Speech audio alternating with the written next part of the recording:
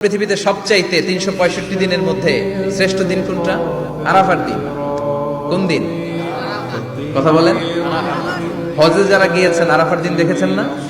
ইজহার আর রেদা পরে আমরা লাব্বাইক আল্লাহুম্মা লাব্বাইক বলি। এটা সারা বছরের মধ্যে শ্রেষ্ঠ। আল আরাফা আল হজ্জ আরাফা, আরাফাটাই হজ। কেউ যদি আরাফার দিনে থাকতে পারে তার হজ হয়ে গেছে। আলহামদুলিল্লাহ। আলহামদুলিল্লাহ। আর হজে সব করেছে, আরাফা করে নাই, হজ হবে না।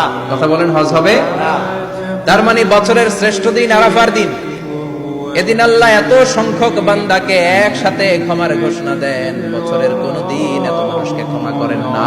সুবহানাল্লাহ। আবার শয়তান ওই দিনে এতটা লাঞ্ছিত বোধ করে, এতটা অপমান বোধ করে, বছরের কোন দিন শয়তান এত অপমানিত হয় না। এজন্য বিশ্বনবী বলেছেন খায়রুদ দুআ দুআ ও আরাফা, সবচাইতে শ্রেষ্ঠ দোয়া আরাফার দিনের দোয়া।